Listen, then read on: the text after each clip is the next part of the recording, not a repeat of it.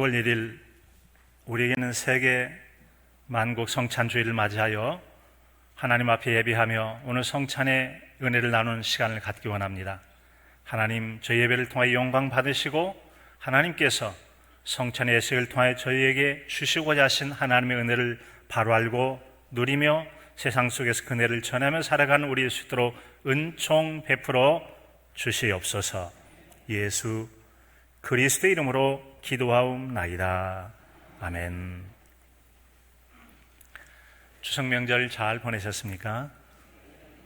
아직은 곡식이나 과일이 충분히 익은 계절은 아닙니다.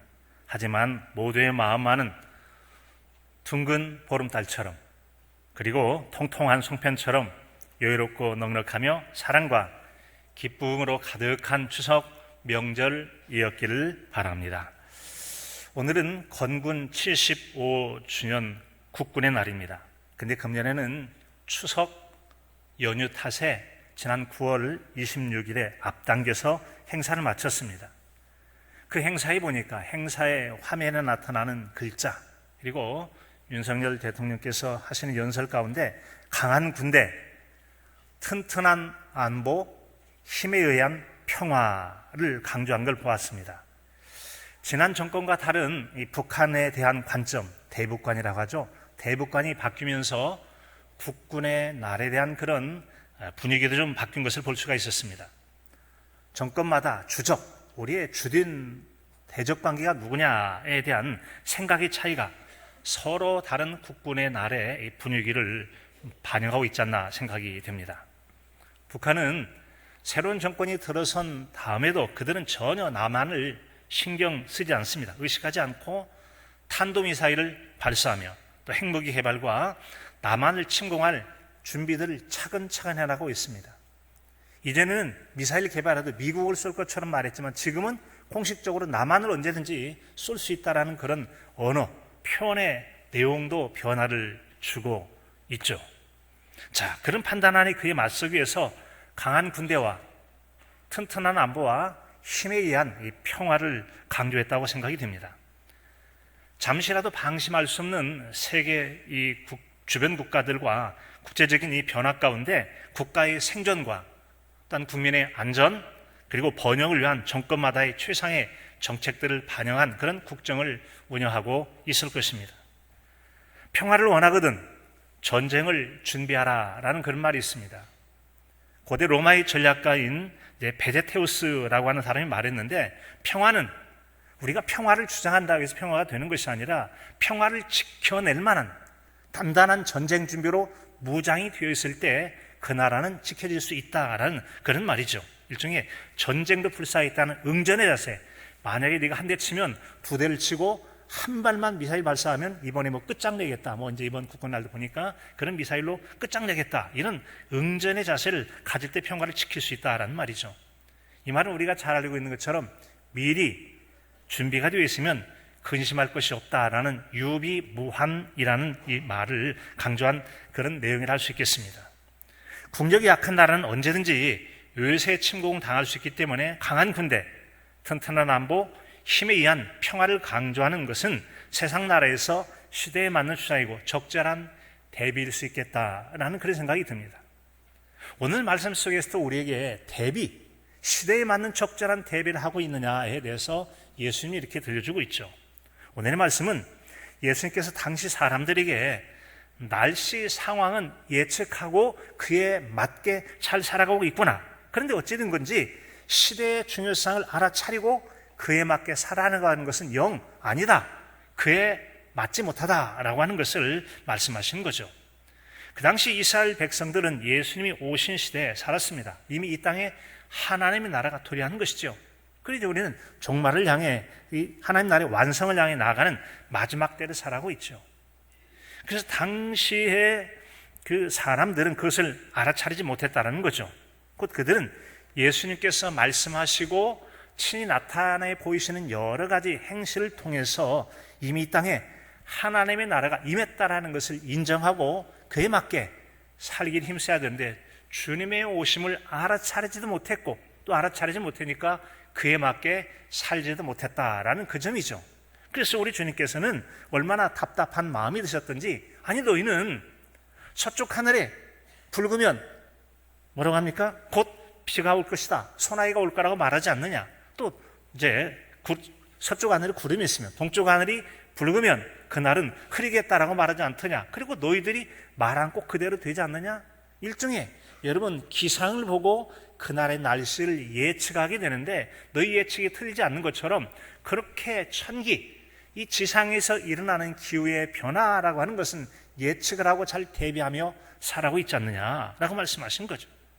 그러면서 의식하는 자여, 너희가 천지의 기상은 분간할 줄 알면서 어찌 이 시대는 분간하지 못하느냐. 또 어찌하여 옳은 것을 스스로 판단하지 아니하느냐라고 말씀하고 계십니다. 오늘 주님 말씀하시고자 하는 요지가 뭡니까? 너희는 참 기가 막히게 날씨 파악 잘하네. 서쪽에 구름 끼면 비가 올 것이다, 동쪽에 하늘이 붉으면 그날 날씨가 흐리겠지, 그리고 너희들이 말한 그대로 되지 않더냐. 그렇게 이 기상들, 천기는 잘 분별할 줄 알면서 어째서 이렇게 너희는 이 땅에서 이루어지고 있는 하나님의 나라의 임하심과 그에 맞는 적절한 삶에 대해서는 둔감하고 깨닫지도 못하고 그에 맞게 살지 못하고 있는가를 말씀하신 것이죠. 어쩌면 우리 자신도 예수님 시대 때 외식하는 사람들이라고 주님께서 책망하시면서 시대를 분별하는 지각인은 그리스도인을 잘 살아가야 되겠는데, 우리는 정말 적절히 이렇게 잘 살아가고 있는지 우리 자신을 되돌아보게 됩니다. 천지의 기상은 잘 분별할 줄 알면서 어째서 말세 지말이라고 말하는 말세의 끝자락에 살면서도 이 시대를 분간하지 못하고 이 세상에서 천년 만년 살 것 같이 모든 소망을 이 땅에만 두고 살아가고 있느냐라고 외치시는 것 같지 않습니까? 이 땅에만 소망을 두고 하나님의 날은 언제 올지 몰라. 그래서 그 나라는 아주 먼 뒷이야기고 내가 언제 죽을지도 모르는데 죽음 이후까지 생각할 겨를이 어디 있어. 이 땅에서 먹고 사는 게 바쁘지 라고 생각하면서 오직 이 땅에서의 모든 삶에 희망이 있는 것처럼 이 땅에만 관심을 두고 살아가는 이 답답한 사람들아 라고 주님께서 말씀하신 것 같습니다. 그리고 57절에 하신 말씀처럼 우리는 옳은 것을 스스로 옳게 잘 판단하며 살아가고 있는지를 돌아봐야 할 것입니다. 하나님의 나라가 도래한 이 마지막 때에 그의 적합한 행동이 무엇인지를 깨닫고 그에 맞게 시대의 급박한 상황을 알고 적절하게 대처하며 살아가야 될 것입니다. 북한의 남쪽을 향한 전쟁 준비를 하고 있다면 우리는 그에 맞게 상응하는 준비를 통해서 전쟁 억제력이라고 해서 전쟁하지 못하도록 이런 전쟁 평화는 전쟁 준비를 통해서 된다는 그런 말처럼, 여러분 우리가 그 주님의 다가오심의 때를 알고 있다면 주님의 오심에 합당한 준비를 하는 것이 적합하지 않느냐라고 하는 것을 묻고 있는 것이죠. 이처럼 우리가 살아가고 있는 세상에는, 그리고 우리 신차기관에는 여러 우리 몸에 있는 신체 기관을 가지고 있는데, 세상 속에서나 자연이나 우리 신체 속에서는 여러 가지의 징조나 전조 증상들을 나타내 보입니다. 이건 일종의 위험합니다, 일종의 위험 신호를 보내고 있는 것이죠. 의미를 좀 정리해 보니까 이런 말이, 징조란 어떤 일이 생기기 전에 그 일에 대해서 미리 보이는 여러 가지 조짐들, 이런 조짐이 있으면 어떨 것이다, 지진이 나게 되기 전에 어떤 조짐이 있다, 그런 얘기 있잖아요. 혹은 징조, 이 징조도 조짐과 비슷한 말이죠. 나중에 일이 벌어지는 양상을 추측할 수 있게 하는 그 이전 단계의 움직임이나 변화, 그 일이 막 터지기 직전에 일어나는 현상들이 있다는 거죠. 지진 나기 전에는 갑자기 여러 가지 짐승들의 이상 행동이 있다든지 천둥번개가 치기를 한다든지 여러 변화들이 있다고 하지 않습니까? 징후, 겉으로 드러내는 낌새가 있다. 기미, 느낌을 알아차릴 수 있는 일이나 상황이 되어가는 형편들. 전조, 증상, 미리 나타내 보이는 그런 병이나 상태를 나타내는 증상들이 있죠. 어떤 발작이 나타나기 이전에는 발작에 해당하는 어떤 증상들이 있다고 하지 않습니까? 그중에 뇌졸중의 전조 증상, 요즘 같은 경우는 가장 우리 여러분 연세 많으신 분들 많이 계시고 특별히 건강에 관심이 많으신데, 이때는 뇌졸중 증상이 나타나면 빨리 병원으로 가는 게 상책이다 라고 하는 거죠. 그게 답이라고 그래요. 뇌졸중은 일종의 타이밍 싸움이다, 그런 말 있잖아요. 적절한 골든타임이라고 해서 조치를 취해서 빨리 회복하고 생명이 위기로 빠진 걸 막아낼 수 있는 그 시간 안에 빨리 병원에 가면은 이 혈액 용해제를 통해서 막힌 곳을 뚫고 잘 혈액이 공급돼야 되죠. 이 뇌졸중이라고 하는 게 두 가지 증상이 있다고 보통 얘기하지 않습니까? 막혀서 터져서 문제는 터지든 막히든지 간에 뇌세포에 적절하게 산소가 공급되지 않으면 1분당 200만 개 이상의 여러분 뇌세포가 손상이 된다 합니다. 그래서 결과적으로 뇌장애가 육신적으로 살아도 뇌장애가 올 수 있기 때문에 여러분 그것이 얼마나 필요한지 모르겠어요. 일반적으로 3시간 안에 그래야 된다라고 얘기하고 있지 않습니까? 안타깝게도 우리가 이런 전조 증상을 아니면 그 증상들을 파악하지 못하면 적절한 대처를 못해서 커다란 위험을 당할 수 있어요. 지난 주간에 여러분 노인의 한 목사님 갑자기 별세를 했어요. 50대 말인데 별세를 해서 문상을 다녀왔는데 대화를 하는 중에 사모님 그런 말씀하시더라고요. 찬양을 하는 중이었답니다. 찬양을 하는 중에 목사님이 찬양하다 쓰러지셨다는 거예요. 그래서 그분은 이전에 봤던 그런 신앙적인 특성, 이상한 증상 중에 하나가 바로 이제 그 입신이라는 입신, 그 특별한 은혜의 경지에 들어간 줄 알고 할렐루야하고 찬양을 열심히 했다는 거죠. 찬양하고 기도하고 찬양하고. 그런데 좀 증상이 조금 아무래도 입신과 좀 다른가? 라고 생각하면 시간이 지체가 됐어요. 그리고는 다음날 별세하고 말았습니다.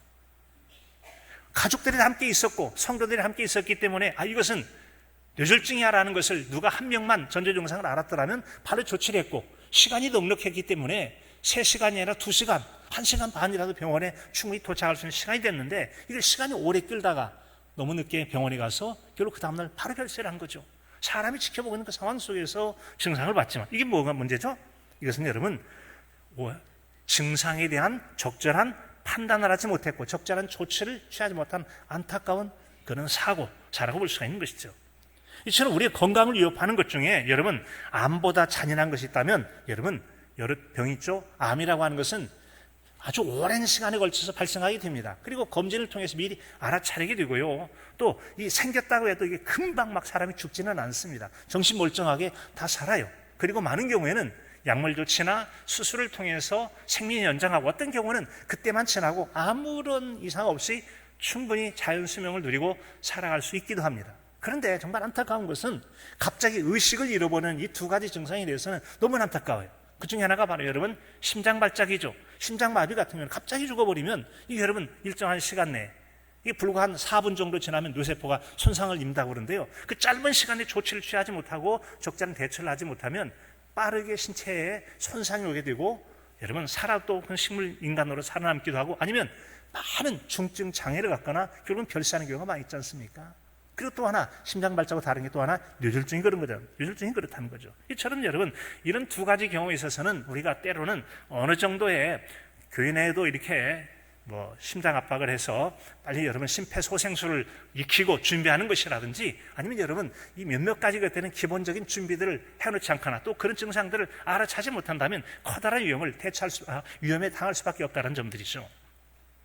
여러분 이미 말씀드린 것처럼 뇌졸중이라고 하는 것은 아까 막혀서 혈액 공급이 안 되거나 터져서 이것이 뇌세 안에서 했느냐 막 밖에서 터지냐에 따라서 이름을 달리하고 그러긴 합니다만, 증상도 좀 다르긴 하답니다만, 기본적으로 적절하게 대처하지 못하면, 증상을 알지 못하고 대처하지 못하면 너무나 손상이 크거나 잘못하면 죽음에 이를 수 있다는 것이죠. 이것이 여러분 비단 육체적인 것뿐이겠습니까? 지금은 여러분 일기예보, 요즘은 자연재해가 너무 많아가지고 예측 불가할 정도로 이전 100년, 200년 혹은 1000년 동안에 한 번도 없었던 일들이 갑자기 너무나 대처하기 힘들 정도로 이상한 현상들이 많이 나타나지 않습니까? 그래서 세계 기상예보 시장에는 매 평균 9.7% 거의 10%가량, 우리나라의 고작 경제성장률이 2.몇 % 들까 말까 하죠. 그런데 10% 가까운 빠른 성장을 하는 게 바로 예보 시스템이에요. 날씨가 어떠냐 이것이 궁금한 거죠. 오늘 날씨가 어떨 건가, 날씨에 따라 적합하게 적절한 대응을 하지 못하면 어려움이 있기 때문에 그렇다는 거죠. 우린 세상을 살아가면서 무한한 다양한 선택을 반복하면서 인생길을 살아가게 돼 있죠. 특별히 선택에 대해서 생각하는 이 시가 하나 있다면, 가을쯤이 올 때마다 여러분 로버트 프로스트의 가지 않은 길이라고 하는 그 시를 생각하지 않습니까? 그 시에 보면은 노란 숲속에 2 갈래길이 있었습니다. 나는 2 길을 다 가지 못하는 것을 안타까워하며 오랜 동안 한 곳에 서서 길 끝자락과 굽은 곳까지 이렇게 바라봤어요. 그리고는 어느 한쪽을 선택했다. 더 많은 사람이 걷지 않은 쪽을 선택했더라 라고 그렇게 있지 않습니까? 그런 끝부분에 가서 이렇게 말하죠. 숲속 2 갈래 길이 있었다고. 나는 사람이 적게 간 길을 택했다고. 그리고 그것 때문에 모든 것이 달라졌다고. 내가 무엇을 어떻게 선택하느냐에 따라서 우린 전혀 다른 결과를 맞이할 수밖에 없는 것이죠. 적절한 대처를 했다면 그에 상응하는 도움을 얻게 될 것입니다. 적절하지 못하고 부적절하게 대응해야 된다면 그에 따른 커다란 손상을 입을 수밖에 없죠. 기회가 없어서가 아니라 적절하게 대처하지 못한 것이 문제가 될 수 있다는 것이죠. 그래서 우리는 여러분, 선택이라고 하는 것은 여러분 일종의 분간하거나 판단하라는 건데 선택에 나름의 기준이 있을 것입니다. 하여튼 이런 얘기를 차치하고 순간의 선택이 10년을 좌우한다라는 옛날에 광고 카피라고 그래서 광고 문구가 있기도 했지 않습니까? 우리가 어떤 선택을 하느냐에 따라서 순간의 선택이 5년도 되고 10년도 되고 어떤 경우에는 순간의 선택이 결국 배우자의 짝이랑 평생을 가게 되는 경우도 있기도 합니다. 그런가 하면 여러분, 순간의 선택이 영원을 결정할 수도 있다고 하는 점이죠. 순간의 선택이 영원을 결정할 수 있다. 예수 그리스도를 믿고 바른 진리에 서 있느냐, 예수 그리스도를 거부하고 진리 밖으로 나가느냐에 따라서 우린 이 땅의 삶뿐만 아니라 영원 세계인 하나님 나라에까지 영영한 영향을 미치게 될 것입니다. 그러면 여러분, 분별의 지혜를 가지고 잘 선택하는 지혜, 하나님 은혜 가운데 사시는 복이 있기를 진심으로 축복합니다. 여러분, 이게 얼마나 선택이라는 게 중요한지 몰라요. 특별히 우리가 오늘 세계 만국 성찬주일이에요. 세계 모든 나라들은 예수 그리스도의 한 피 받은 형제요 자매 교회로서 건강 교회들은 오늘 다 성찬식을 거행하게 되어 있습니다. 성찬은 뭐죠? 성찬은 기본적으로 짐승의 피로써 사람이 죄를 용서받았던 그런 불완전한 제사법들을 다 끝장을 내시고 친히 하나님의 아들이신 예수님께서 이 땅을 하나님의 사랑하심 가운데 보냄을 받고 자신의 십자가에 달려 죽으심으로 모든 죄를 믿는 자마다 멸망치 않고 영생을 얻게 하시는, 사망의 생명으로 옮겨 영생하게 하시는 은혜 잔치를 십자가에서 이루어 주신 줄로 믿습니다. 이 사건은 우리는 구속사건이라고 말해요.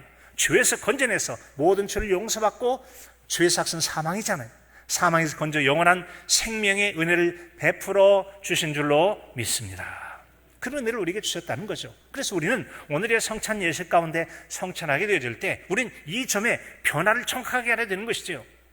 여전히 우리는 짐승의 제사, 인간의 노력을 통해서 뭔가 구원을 얻고 죄를 용서받고 해결받을 것이라는 생각보다는 진정한 의미에서 예수 그리스도의 십자가를 통한 이 성찬의 의미를 바로 깨닫고 그 은혜에 참여함을 통하여 바른 믿음을 세우고 하나님의 십자가의 사건, 이 성찬을 통해 베푸신 은혜를 누리게 될 때 참된 하나님의 은혜 가운데 거하여 살게 될 줄로 믿습니다. 따라서 우리는 오늘 주의 살과 주의 피를 상징하는 이 떡과 포도주를 받으실 때 이 떡은 나를 위하여 내 죄 때문에 주님께서 찢기시고 상하신 몸을 상징하는 것이다. 이 포도주라고 하는 것은 나를 위하여 상하시고 찢기시고 피는 곧 생명이라는 것은 나에게 생명을 주신 우리 주님의 사랑이로구나 라는 것을 기억하며 받으실 수 있기를 바랍니다. 또한 우리가 아까 불렀던 찬송가 228장에 보면 여러분 그런 말씀이 기록되어 있지 않습니까? 이것은 우리가 장차 받게 될 하나님 나라에서의 그런 잔치를 예표하는 거 아니겠습니까? 우리는 4절에 보면 주님의 성찬을 받을 때마다 하늘의 기쁨 미리 맛보고 어린 양 잔치 참여함같이 영원한 복을 내가 누리리. 영원한 복을 내가 누리리. 영원한 하나님의 나라에서의 은혜의 자리에 참여할 것을 미리 알고 또 여러분 그런 마음의 기대를 가지고 맛보는 것이죠. 특별히 여러분 우리가 이제 이 예배 용어 중에 하나인 용어인 것은 아나니시스 프롤랩십세라는 말이 있지 않습니까? 과거의 사건을 오늘에 재현해서 그 의미를 누리는 것이 있는가 하면 또한 다른 하나는 우리가 지금 하는 것은 불완전한 것이지만 장차 우리가 미래 하나님의 나라에서 어린 양의 혼인잔치에 참여하여 맛볼 은혜를 미리 예표로 맛보는 사건이라는 거죠. 그 중에 하나가 바로 이 성찬의 예식입니다. 성찬의 예식이라고 하는 것은 바로 과거 2000년 전에 주님께서 잡히시기 전날 밤에 그 잡히신 날 밤에 주님께서 함께 제자들과 함께 만찬 저녁 식사를 하시잖아요. 그리고 포도주떡을 가지고 축사하시고 나눠주시면서 이것이 내 몸을 위한 그리고 너희를 위한 몸과 피다라고 말씀하시면 우리에게 그것을 기념하여 행하라고 말씀해 주셨습니다. 이것은 바로 이제 오늘날의 관점에서 보면 과거 2000년 전에 주님께 행하셨던 과거 사건을 재현하는 것입니다.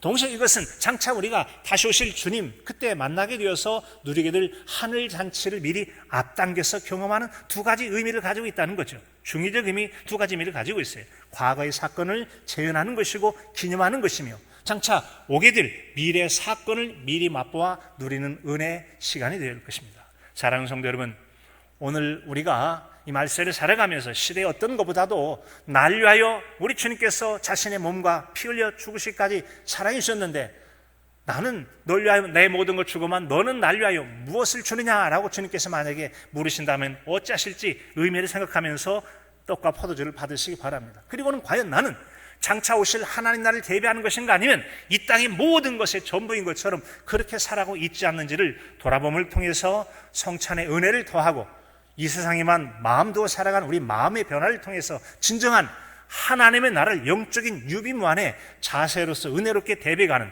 복 있는 저와 여러분의 신앙의 삶이 되실 수 있기를 간절함으로 축복합니다.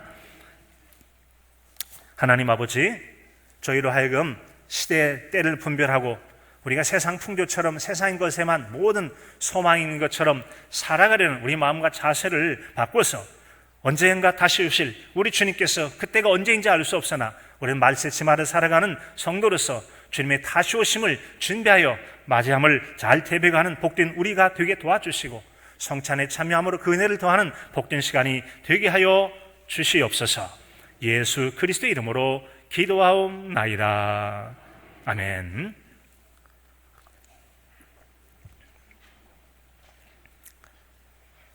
함께 기도합니다. 전능하신 하나님 아버지, 감사와 영광과 존귀를 드립니다. 이 시간 저희로 주님의 상에 참여케 함으로 저희를 위하여 주신 주님의 몸을 기억하며 우리를 위하여 상하신 살과 흘리신 주님의 귀하신 피를 기념하고자 합니다. 우리로 하여금 감사와 경건한 마음으로 이 자리에 참여하게 하여 주시옵소서.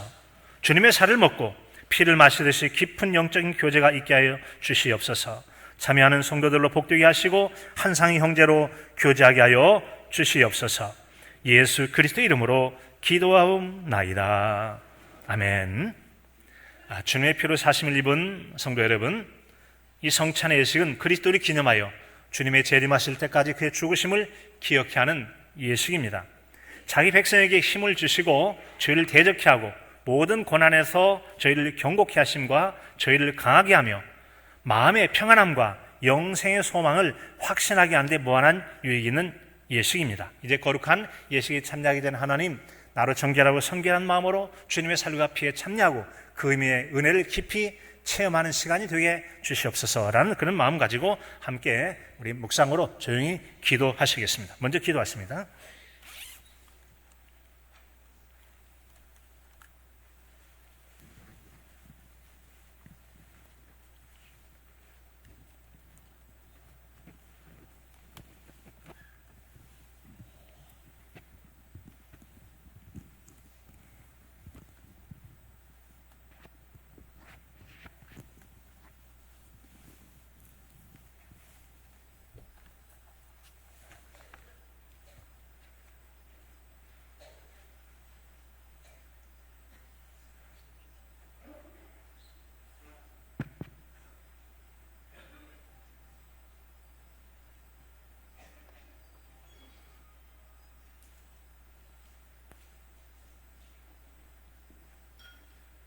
존귀하신 아버지 하나님, 이 세상을 얼마나 사랑하셨든지 아들 예수 그리스도를 이 땅에 보내어 주셨습니다.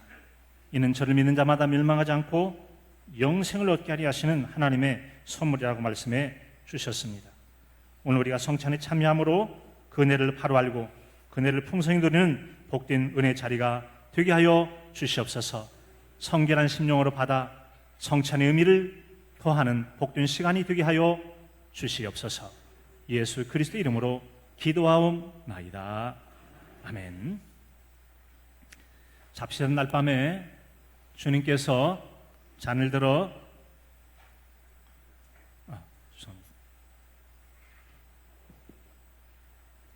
주님께서 잡시던 날 밤에 떡을 들어 축사하시고 떼어 제자들에게 주시며 말씀하십니다. 이것은 나의 몸이라 너희를 위하여 준 것이니 너희는 이것을 행하여 나를 기념하라 라고 말씀하셨습니다.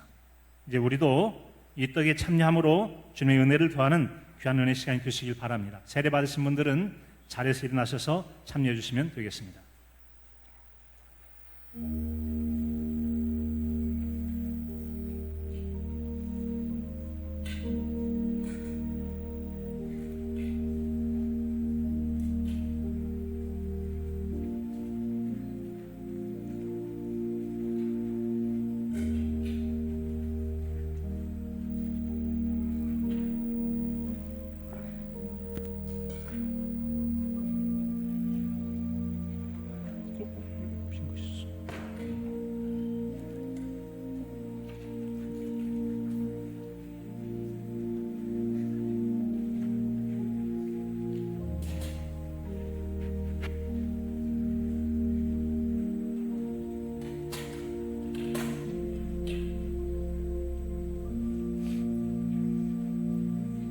안내 드립니다. 세례 받으신 분들은 자리에 일어나셔서 성찬에 참여해 주시고, 혹시 지나치거든 손을 들어 불러서 저요라고 불러서 참여해 주시기 바랍니다.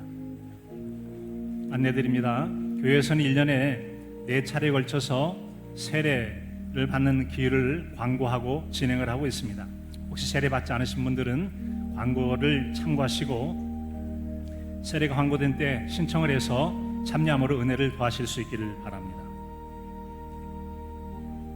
예수께서 이르시되 나는 생명의 떡이니 내게 오는 자는 결코 줄이지 아니할 터이요 나를 믿는 자는 영원히 목마르지 아니하리라. 진실로 진실로 너희에게 이르노니 믿는 자는 영생을 가졌나니 내가 곧 생명의 떡이니라. 너희 조상들은 광야에서 만나를 먹었어도 죽었거니와 이는 하늘에서 내려오는 떡이니 사람으로 하여금 먹고 죽지 아니하게 하는 것이니라. 나는 하늘에서 내려온 살아있는 떡이니 사람이 이 떡을 먹으면 영생하리라. 내가 줄 떡은 곧 세상의 생명을 위한 내 살이니라 하시니라. 예수께서 이르시되 내가 진실로 진실로 너희에게 이르노니 인자의 살을 먹지 아니하고 인자의 피를 마시지 아니하면 너희 속에 생명이 없느니라. 내 살을 먹고 내 피를 마신 자는 영생을 가졌고 마지막 날에 그가 다시 살리리니 내 살은 참된 양식이요 내 피는 참된 음료로다. 내 살을 먹고 내 피를 마시는 자는 내 안에 거하고 나도 그 안에 거하나니 살아계신 아버지께서 나를 보내심에 내가 아버지로 말미암아 사는 것 같이 나를 먹는 그 사람도 나로 말미암아 살리라. 이것은 하늘에서 내려온 떡이니 조상들이 먹고도 죽은 그것과 같지 아니하여 이 떡을 먹는 자는 영원히 살리라. 우리가 축복하는 바 축복의 차는 그리스도의 피에 참여함이 아니며 우리가 떼는 떡은 그리스도의 몸에 참여함이 아니냐. 떡이 하나요 많은 우리가 한 몸이 이는 우리가 다 한 떡에 참여함이라. 아멘. 주님은 식구에 잔에 가시고 들어 축사하신 후에 말씀하십니다. 이 잔은 나의 피로 세운 새 언약이니 너희가 이것을 마실 때마다 나를 기념하라 라고 말씀하셨습니다. 우리도 이제 이 주님의 은혜 잔에 참여하겠습니다. 세례를 받으신 분들은 아까와 똑같은 방식으로 자리에 일어서셔서 참여하시고, 혹시 지나치거든 손을 들고 저요라고 불러서 빠짐없이 참여해 주시기 바랍니다.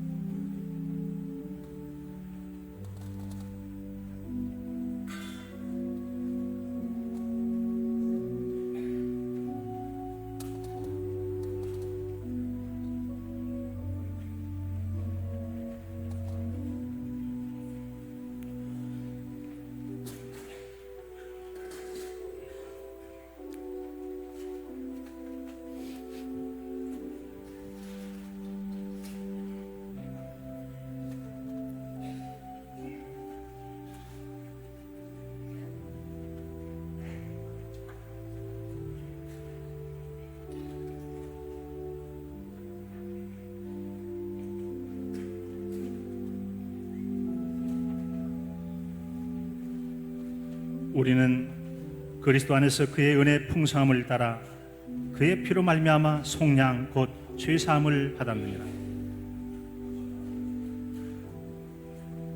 이는 그가 모든 지혜와 총명을 우리에게 넘치게 하사 그 뜻의 비밀을 우리에게 알리신 것이요 그의 기뻐하심을 따라 그리스도 안에서 때가 찬 경륜을 위하여 예정하신 것이니 하늘에 있는 것이나 땅에 있는 것이 다 그리스도 안에서 통일되게 하려 하심이라.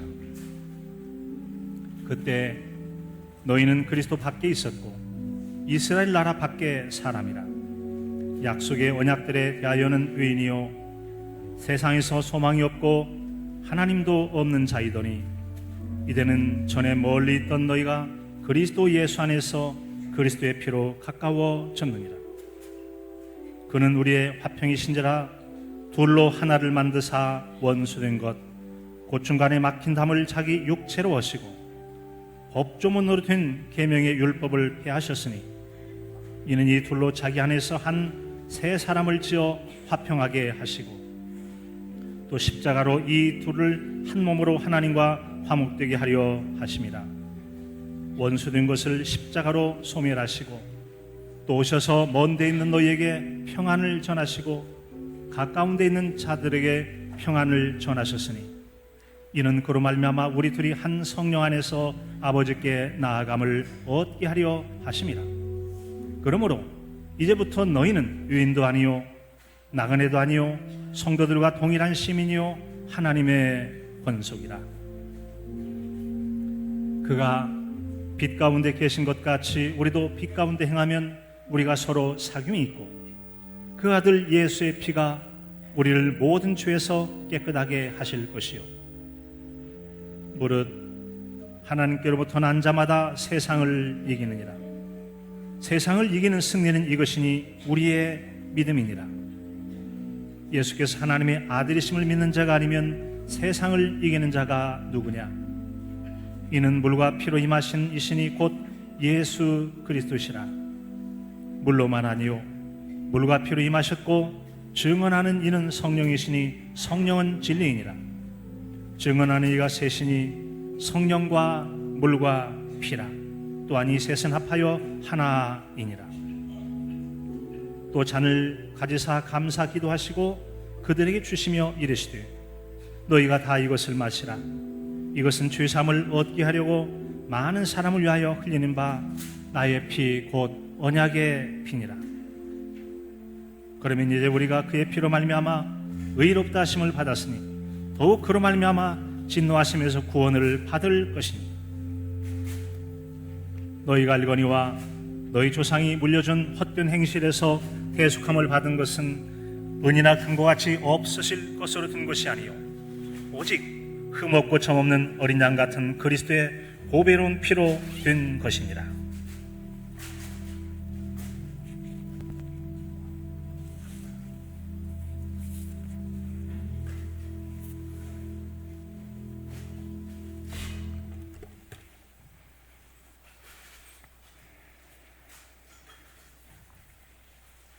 함께 기도합니다. 거룩하신 아버지 하나님, 하나님의 자비하시는 총으로 주님의 백성된 저희에게 이 성찬에 참여케 하여 주시고 사죄와 구원의 은혜를 새롭게 하여 주심을 감사드립니다.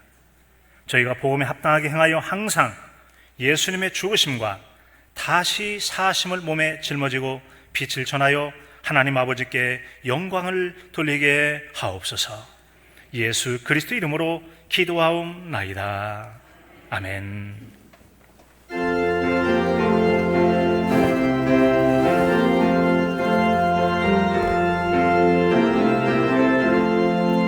주여 복을 구하오니 편히 가게 하시고 사람마다 주 은혜로 이기도록 하시고